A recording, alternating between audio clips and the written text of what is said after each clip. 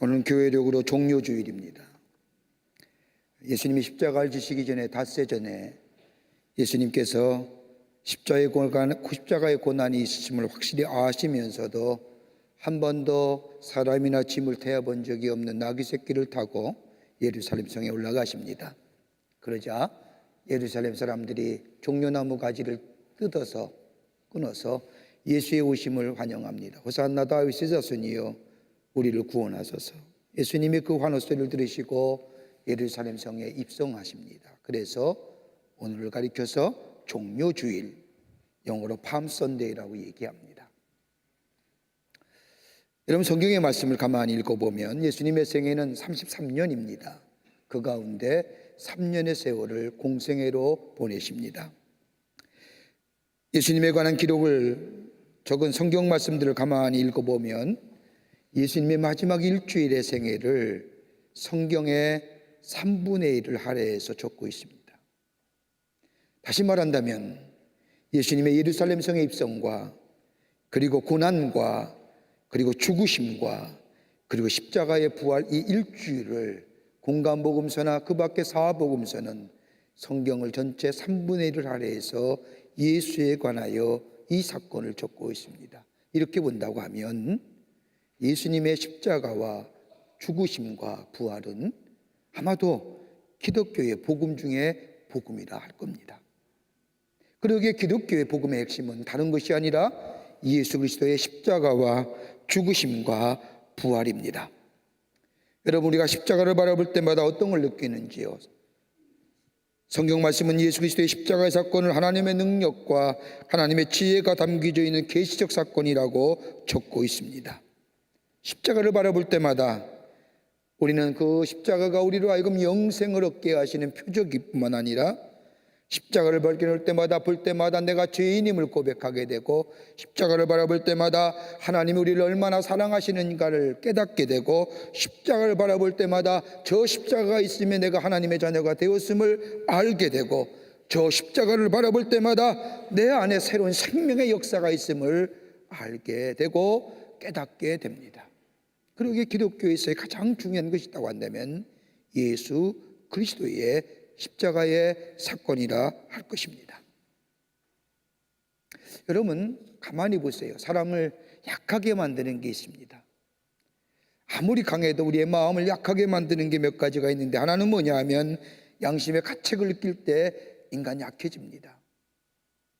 가만 보세요. 남이 무엇을 하든 그렇게 중요한 거 아닙니다. 남이 뭐라고 나에게 얘기하든 내가 무시하면 됩니다. 그러나 내 안에 양심이란 것이 나를 두드리면 약해지지요. 내 속사람이 약해집니다. 양심의 가책을 느끼면 약한 존재가 되집니다. 또 하나 있죠. 목적이 없을 때 인간이 약해집니다. 인생을 걸 만한 분명히 목적이 있을 때 인생은 강해지지만 그러나 목적이 불분명할 때에 내가 무엇을 위해 살았는지 내가 왜 살아야 되는지 이 질문에 대답하지 못할 때 인간이 약해집니다. 여러분, 가만히 보세요. 나이 많은 분들에게 말씀드리는 거 아닙니다. 오해 마십시오. 나이 많은 분들 육체도 쇠하여지면 약해지지요. 그 약함이 어디서 오는 줄 아세요? 내가 추구할 목표가 잊어버리면 약해지는 거예요. 바울이 고백합니다. 우리의 겉사람은 후패해가나 우리의 속사람은 날로 새롭도다. 바울의 삶의 모습을 보면 겉사람은 날로 후패해가나 속사람이 새로워진다는 건 다름이 아니라 그는 인생을 걸 만한 목적이 있었기에 겉사람은 날로 후패해갈 수밖에 없으나 우리의 속사람은 새롭다고 하는 겁니다. 왜요? 내 인생을 걸 만한 목적이 있기 때문이지요. 목적이 불분명하면 인생 약해져요. 나이에 상관없습니다. 세 번째로, 이기적인 생각할 때 인간 약해집니다.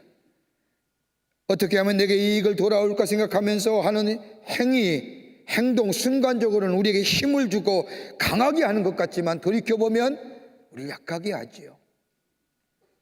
내 욕심에 의해서 결정한 것, 내 이기적인 생각을 위하여 결정한 것. 여러분, 이기심은 내면의 지지를 받지 못할 뿐만 아니라 다른 사람에게도 지지받지 못합니다. 그러기에 이기적인 생각할 때에 인간 약해집니다. 하나 더 있다고 한다면 뚜렷한 결단이 없을 때, 이것이냐 저것이냐 바른 결단 내리지 못할 때에 인간 약해집니다. 하나님의 뜻이냐 인간의 뜻이냐? 오늘 읽는 본문의 말씀을 보십시오. 예수님이 십자가의 사건 앞에 두고 겟세마네 동산에서 올라가 기도하십니다. 그리고 기도에 관하여 하심으로 모든 문제에 관하여 하나님과 결정을 내리십니다. 마가복음 14장 36절의 말씀을 보면 아버지여 나의 원대로 하지 마옵시고 아버지의 원대로 하옵시옵소서. 그리고 나서 예수님은 예루살렘으로 올라가기로 결심합니다. 오늘 누가복음 9장의 말씀을 보면 예수님께서 승천하실 기약이 차감해 예루살렘을 향하여 올라가시기로 굳게 결심하시고, 이 굳게 결심하다는 헬라 원문을 보면 이렇게 기록되어 있습니다. 프로소폰 에스테리센이라고 합니다. 프로소폰이라고 하는 것은 얼굴입니다. 에스테리센이라고 하는 것은 결심, 굳은 겁니다. 그래서 원문대로 해석하면 얼굴이 굳어졌다는 겁니다. 예루살렘 향하여 올라가시는데 우리 예수님이 얼굴이 굳어졌다는 것은 다른 말로 말하면 마음에 굳은 결심하셨다는 겁니다. 그러기에 누가복음 19장의 말씀을 보면 예수님께서 예루살렘 성에 올라가실 때에 예루살렘의 거민들이 종려나무 가지를 흔들면서 호산나 다윗의 자손이여 우리를 구원하소서라고 외치는 소리에 우리 예수님은 미동도 하지 아니하시고 뒤뚱거리는 나귀를 타고 예루살렘 성으로 올라가십니다.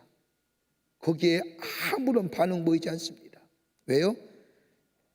십자가의 앞에 둔 굳은 결심을 가지셨기 때문입니다. 굳은 결심을 하시고 예루살렘 성으로 입성하신 우리 예수님, 왜 그랬을까요? 무엇 때문에? 오늘 본문의 말씀은 우리에게 귀한 영적인 은혜를 허락하십니다. 본문의 말씀을 통해서 몇 가지로 함께 말씀을 나누보며 은혜 받기를 원합니다. 하나는 구원의 완성을 위하여 예수님은 결심하셨기에 굳은 결심으로 예루살렘 성으로 올라가신 겁니다. 세상을 구원하시기 위해서 예수님이 십자가를 지시기로 결심하셨다는 겁니다. 그러게 누가복음 9장 51절의 말씀을 보면 예루살렘을 향하여 올라가시기로 굳게 결심하시고 유월절에 올라가시어 유월절에 어린 양이로 죽으실 것을 결심하시고 예루살렘에 올라가셨다는 겁니다. 여러분 한번 생각해 보세요. 예수님 이게 올라가시면 끝이에요. 예루살렘 성에 올라가시면 죽으실 거라 알아요. 가서 제사장들에게 핍박을 받으며 로마 병적에 고난을 당하며 십자가의 고통을 당하시고 죽을 거라 알고 계셔요. 다시 말한다면 굳은 결심하셨다고 하는 것은 예수님이 죽기로 결심하셨다는 겁니다. 자의적인 결심입니다. 누가 시켜서 한 것이 아니라 예수님이 스스로 기도하시며 결단하신 겁니다. 내 뜻대로 하지 마옵시고 아버지의 뜻대로 하시옵소서라고 기도하며 이기심 없이 하나님의 뜻을 이루기 위해서 누군가 인류의 구원을 위하여 하나님의 거룩한 뜻을 위하여 하나님의 미랄이 되어야 된다는 사실을 깨닫고 당신이 미랄 되시기로 결단하시고 올라가신다는 겁니다. 여러분 순종이란 단어는 두 가지 뜻이 있어요. 하나는 타율적 순종과 또 하나는 자율적 순종이에요. 여러분 다른 사람에 의해서 힘에 의해서 여건에 의해서 지배받아서 마지못해 따라가는 거예요. 타율적 순종이라고 억지로 얘기하지만 순종 아니에요. 그건 복종이지요. 그런 면에서 본다면 복종 안에는 굴욕의 의미도 담겨져 있어요. 그런데 예수님이 스스로가 저 십자가를 향하여 올라가신다는 것은 하나님의 미랄이 되신 것은 자의적인 겁니다. 자율적인 겁니다. 하나님의 밀이 땅에 떨어져 죽지 아니하면 하늘 그대로 있고 만일 죽으면 많은 열매를 맺느니라 그런 말씀처럼 내가 죽어야 되느니라. 그래야만이 인류가 구원 얻느니라. 우리의 구원을 위해서 누구든지 예수 그리스도의 십자가를 믿기만 하면, 누구든지 예수 그리스도의 십자가의 은혜 안에 나아가기만 하면 구원 얻기 위해서 예수님이 하나님 미랄이 되시기 위해서 스스로 선택하시고 스스로 의지적으로 저 십자가의 앞으로 나아가셨다는 겁니다. 이것이 예수 그리스도의 굳은 결심입니다. 그러기에 누구든지 그를 믿기만 하면 구원 얻게 하신다는 거예요.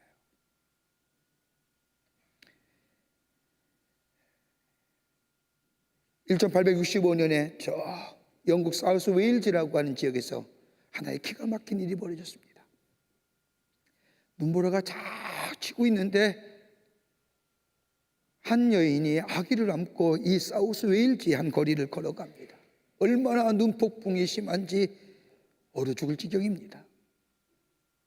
이 여인은 눈폭풍을 피하여 다리 밑에 들어가서 가슴에 품은 아이를 안고 추위에 떱니다. 얼마나 눈보라가 심했는지 이 여인은 그만 죽고 맙니다.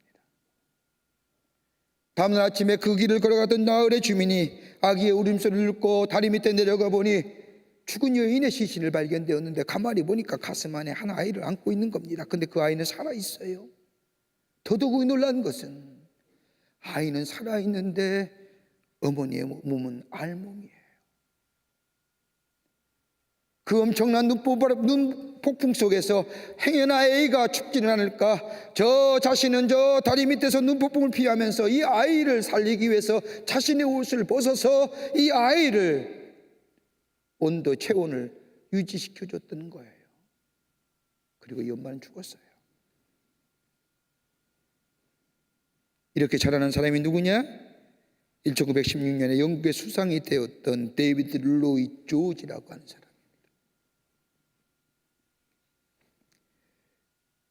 이 조지가 어린아이였을 때 마을 사람에 의해서 자라납니다. 그는 어려서부터 어머니의 죽음을 들으면서 성장합니다. 어머니가 나를 위해 죽으셨다, 내 대신 죽으셨다는 거예요. 나를 살리려고 알몸이 되어 죽으셨다는 거예요. 그 뜨거운 사랑, 한평생 부모 없이 자랐으나 영국의 위대한 지도자 되어 이 어머니의 죽음으로 이 조지가 살고 이 조지를 통하여 인류가 평화를 얻었던 것입니다. 한 사람이 죽어야 되니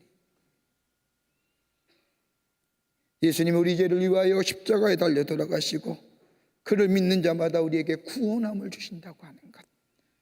내가 죽어야만이 많은 사람이 산다고 하는 이 구원의 역사, 이 신비로운 십자가의 놀라운 사랑을 우리에게 주시기 위해서 우리 예수님이 굳은 결심하고 한 번도 사람이나 짐을 실어본 적이 없는 어린 나귀를 타고 예루살렘에 입성하셨다는 거예요. 그를 믿는 자마다 뭘 줘요? 구원 주시는 거예요. 두 번째는 사랑의 완성을 위하여 예수님이 결단하셨다는 겁니다. 여러분, 세상에서 가장 귀한 것이 뭘까요? 가장 귀한 것이 뭘까요? 다름이 아니라 사랑일 겁니다. 우리는 사랑을 먹고 자라고, 사랑 속에서 자라고, 사랑 속에서 성숙되어져 가며 사랑을 주며 사는 겁니다. 그러기에 요한복음 3장 16절의 말씀을 보면 예수님이 십자가의 사건을 통하여 하나님의 사랑이 나타난 바 되신 바를 우리에게 설명해 주는데, 하나님이 세상을 이처럼 사랑하사 독생자를 주셨으니 누구든지 저를 믿는 자마다 멸망치 않고 영생을 얻게 하려 하심이니라. 예수 그리스도의 예루살렘에 입성의 굳은 결심은 다른 것이 아니라 사랑의 완성을 위한 결심이라는 겁니다. 누구든지 저를 믿기만 하면 구원해 주시는 그 사랑을 우리에게 주시기 위해서 예수님이 십자가의 앞으로 예루살렘을 향하여 들어가셨다는 겁니다. 여러분, 가만히 보십시오. 우리 사회에서 말하는 사랑을 가만히 보면 감상적으로 이해하려는 경향이 많이 있습니다. 가요에 내오는 사랑의 모습을 가만히 보십시오. 언제나 감정입니다. 충족되지 않는 욕망으로 표현됩니다. 그러기에 사랑을 사소하고 가치 없는 것으로 만들어 보였습니다. 가만히 보면 사랑의 결말을 뭐라고 얘기하느냐? 상실감이 반영된 사랑의 모습으로 우리를 얘기합니다. 그러기에 세상을 가만히 사랑이라는 것을 보면 감상주의고 비이상적이고 비이성적이고 이기적인 사랑으로 전락합니다. 그러나 성경에 말하는 사랑은 그게 아닙니다. 사랑은 상대방을 위하여 헌신하는 것이 사랑이고, 사랑은 맹목적인 감정이 아니라 의지이며, 사랑은 온전한 헌신에 의해서 이루어짐을 성경은 말씀합니다. 그 사랑을 우리에게 보여주시기 위해서, 이 사랑이 있으면 어떤 처지에서도 천국이 됩니다. 이 사랑을 받으며, 이 사랑을 주며, 이 사랑을 느끼며, 이 사랑 안에서 누구든지 행복할 수가 있습니다. 지식이 많아서가 아니라, 인물이 좋아서가 아니라, 그거 그렇게 중요한 것이 아닙니다. 그 사랑만 있으면 내 삶의 존재가 새로워집니다. 새로운 존재로 변화됩니다. 여러분 가만히 보세요. 그러기에 사랑은 생명과도 같은 거예요. 사랑이 병들면, 사랑이 변질되면 타락되고, 사랑이 바뀔 때 원망이 되며, 사랑이 병들 때에, 타락할 때에 증오가 되고, 그 증오가 원한이 되고, 그 원한이 한 사람의 생명을 망가뜨리는 거예요. 똑같은 사랑이지만. 그러나 우리 예수님이 십자가의 사랑은 다른 것이 아니라 우리를 향한 전적인 사랑입니다. 대상이 누구든지 상관없습니다. 하나님이 세상을 이처럼 사랑하사 독생자를 주셨으니 누구든지 저를 믿는 자마다, 그 사랑을 믿는 자마다, 그 사랑을 깨닫는 자마다, 그 사랑을 받는 자마다, 그 사랑을 느끼는 자마다 새로운 존재로, 존재의 양식이 달라지는 새로운 삶으로 인도해 주신다는 거예요. 여러분 가세요. 이거보다 큰 사랑이 어디 있을까요?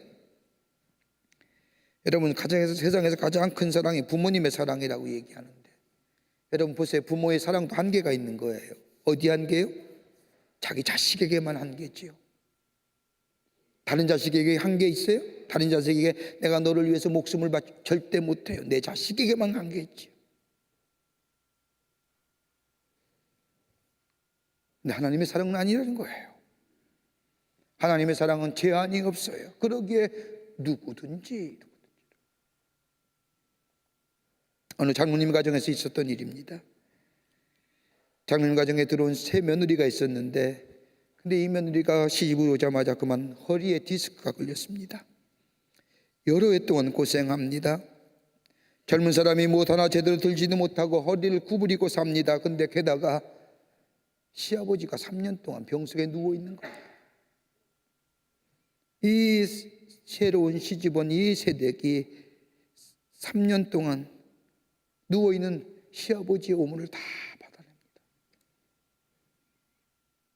자기의 몸을 생각하지 아니하고 정성껏 시아버지를 돌봅니다. 너무 넉넉한 형편이라고 하면 사람이라도 좀 도움을 구해서 할 수 있을 것만 넉넉하지도 못합니다. 근데 이 며느리와 이 시아버지가 얼마나 뜨거운 사랑이 있었는지 모릅니다. 며느리는 시아버지를 볼 때마다 아버님 제가 좀 잘해드려야 할 터인데 제 처지가 이래서 죄송합니다라고 안타까운 듯이 허리를 굽혀서 이 말하면, 그럴 때마다 이 시아버지는 미안하다 애기야, 내가 빨리 일어나야 될 터인데 내가 아파서 미안하구나, 네가 너 고생 너무 많구나, 내가 너를 도와줘야 할 터인데 이렇게 오래 누워있으니 내가 안 됐구나라고 서로 위로합니다. 그러던 가운데 시아버지가 돌아갔어요. 정성껏 장사를 지내고 얼마가 지났을까? 이 며느리 하게 되는 분이 밖에 가게에 갔습니다. 가게에 가자 그댁 사정을 잘 아는 이웃에 사는 한 분이 이 며느리를 보자 이렇게 얘기하는 겁니다. 시원하시겠습니다. 오랫동안 그렇게 어렵고 지저분 일을 다 하시다가 이제 아버님 세상 떠나셨으니 편하시지요? 이 얘기를 듣고 이 며느리가 땅바닥에 털썩 주저하니 펑펑 울어제끼는 겁니다. 다름이 아니라 울면서 이렇게 얘기합니다. 내가 어떻게 시중들었기에, 우리 아버지를 어떻게 모셨기에 다른 사람이 나를 피곤한 사람으로 보았을까? 우리 아버님이 돌아가시자 왜 다른 사람이 날 보면서 이제 좀 편안하시지요? 라고 얘기할 수 있을까? 내가 어떻게 모셨기에.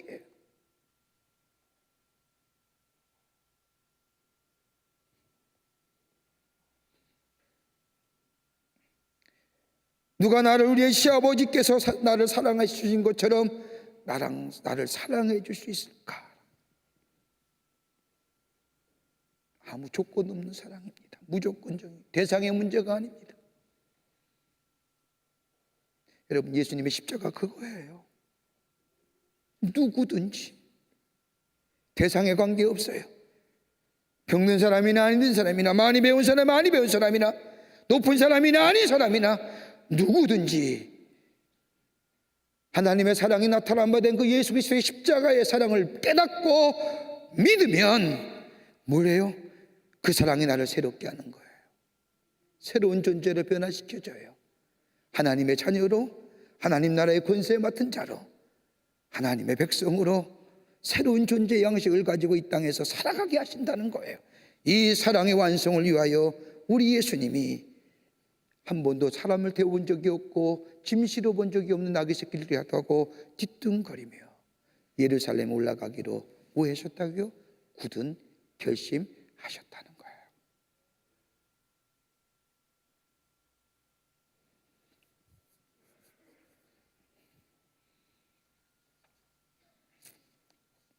끝으로예요. 의의 승리를 위해 예수님이 예루살렘에 올라가기로 결심하셨다는 거예요. 여러분, 죄란 흐지부지 되는 거 아니에요. 성경은 분명히 얘기해요. 죄의 싹은 사망이라고요. 로마서 6장 23절에 말씀하면 죄의 싹은 뭐예요? 죽음이에요. 사망이에요. 우리 흔히 얘기하잖아요. 하나님 앞에 기도할 때에 죄 짓고 나서 뭐라고 얘기해요? 회개 기도하잖아요. 하나님 용서해 주세요. 용서하시지요. 회개하기면, 돌이켜하면 용서하세요. 문제는 뭐예요? 죄의 결과는 내가 책임져야 되는 거예요. 우리 안에 죄의 모습, 우리 안에 죄책감은 다 용서받았고 사해졌는지 모르지만은 죄의 결과는 내가 책임져야 되는 거예요. 여러분, 다윗 보세요. 다윗과 솔로몬과의 부적절한 관계에 아기가 태어나요. 근데 하나님께서 선지자를 통하여 그 애이 죽겠다고 얘기해요. 일주일 만에 내가 그 생명 거둬가겠노라. 다윗이 어떻게 해요? 베옷을 갈아입고 성전에 올라가 하나님 앞에 기도해요. 하나님 살려달라고. 근데 하나님 그 생명 거둬가요. 뭘 얘기해요? 죄의 결과는 내가 책임지는 거예요. 죄에 대해서는 용서받았는지 모르지만요. 그러기에 성경은 죄의 싹은 사망이랬어요. 보세요. 우리의 삶은 영원한 원죄를 가지고 살아요. 원죄일 뿐만 아니라 내가 스스로 자범죄의 삶이 되어 있어요. 그런데 하나님이 죄에 대하여 심판하시기 전에 뭘 해줬느냐? 예수님을 이 땅에 보내주셔서 우리와 같이 되셨고 저 십자가에 달려 돌아가심으로 하나님과의 죄로 인하여 막혔던 우리의 관계를 회복시켜주고 누구든지 저를 믿는 자마다 하나님의 자녀가 되고 하나님 나라의 권세가 되는 놀라운 은혜를 주시는 거예요. 그걸 가리켜서 로마서 5장 1절의 말씀은 우리가 아직 죄인 되었을 때에 그리스도께서 우리를 위하여 죽으심으로 하나님께서 우리에게 대한 당신의 사랑을 확증시켜 주셨느니라. 죄의 심판은 심판은 죽음인데 죽기 전에 예수님을 보내주셔서 십자가에 달려 돌아가게 하심으로 누구든지 저를 믿는 자마다 구원 얻게 하시고 우리에게 뭐예요? 하나님 나라의 자녀가 되는 권세를 주셨는데 그걸 가리켜서 성경은 우리를 향한 하나님의 사랑을 확증시켜 주셨다는 거예요. 만약에 우리를 사랑하지 않으셨다면 죽게 내버려 두셨다는 거예요.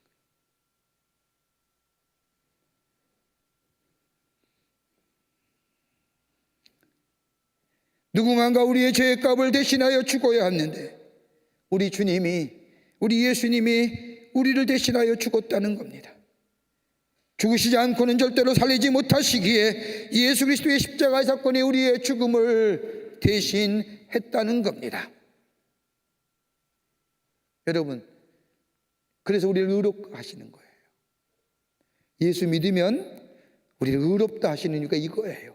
십자가의 의로움이 우리를 덧입혀 주시는 거예요.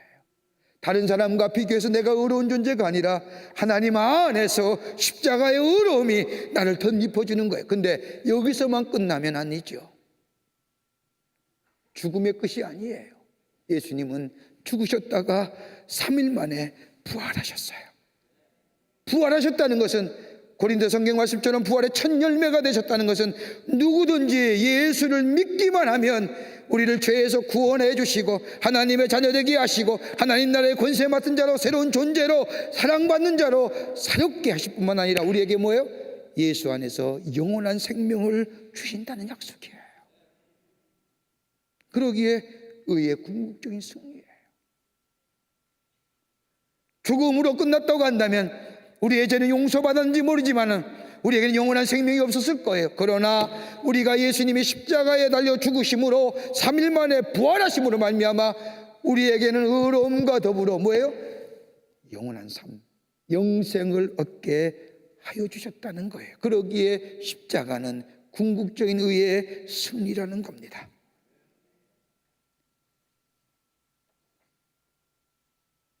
나를 위하여, 내 죄를 위하여, 내가 받을 저주를 위하여 예수님이 죽으셨다는 겁니다. 그러기에 예수님의 십자가의 죽음은 하나님의 뜻이고 하나님의 능력이며 하나님의 지혜입니다. 오늘 우리 그 예수님, 어린 나귀를 타시고 띠뚱거리며 예루살렘 성에 올라가시는 그 예수님을 오늘 내 마음의 주인으로 모시는 자. 여러분, 한 번 내가 구원받았다고 끝나는 게 아닙니다. 구원은 매일매일 지속돼야 되는 겁니다. 내가 어저께도 구원받았고 오늘도 구원받고 있으며 내일도 구원받고 싶습니다. 구원은 일회적 사건이 아니라 지속되어져야 할 사건입니다. 이 구원의 놀라운 은총을 주시기 위해서 우리 예수님이 십자가에 달려 죽으시기 위해서 예루살렘에게 올라가시기로 굳은 결단하셨고 우리에게 사랑 주시기 위해서 그 사랑 안에 살며 우리가 새로운 존재로서 매일매일 새롭게 되어져가는 하나님의 백성으로 살아가시기 위해서 우리를 향한 하나님의 사랑을 보여주시고 확증시켜 주시기 위해서 예수님이 예루살렘 성에 올라가시려고 굳은 결심하셨다는 거고 우리의 죄를 사해 주시고 우리를 의롭다 여기시고 더더구나 우리에게 영원한 생명을 주시기 위해서 우리 예수님이 예루살렘 성으로 올라가시기로 굳은 결심하셨다는 겁니다. 이 예수님 오늘 우리 주인으로 어서 오시옵소서 호산나 다윗의 자손이여라고 호산나 부르며 영접할 때 우리도 구원의 역사와 그리고 사랑으로 새롭게 되는 하나님의 자녀의 새로운 존재 양식과 더불어서 의의 최후 승리를 경험하는 영생을 소유한 하나님의 백성의 삶으로 살아가게 되는 줄 믿습니다. 이런 믿음으로 승리하시는 여러분과 저 되시기를 주의 이름으로 축원합니다. 하나님 감사합니다. 저희들 사랑해 주시고 하나님의 자녀 삼으심에 참으로 감사합니다. 하나님 오늘 우리 가운데 입성하시는 우리의 마음에 입성하시는 예수님 모시고 구원의 놀라운 은혜 안에서 하나님의 사랑을 확증할 뿐만 아니라 더 나아가 의의 최후의 승리와 영원한 생명을 얻는 하나님의 백성으로 삼아 주시옵소서. 우리 안에 입성하시는 주님을 호산나 다윗의 자손이여라고 영접하며 주님과 동행하는 하나님 나라의 백성의 삶으로 살아가게 도와 주시옵소서. 성령이 우리와 늘 동행해 주시고 우리의 삶 속에 자종하여 주시고 인도해 주실 줄 믿사옵고 예수님의 이름으로 기도하옵나이다. 아멘.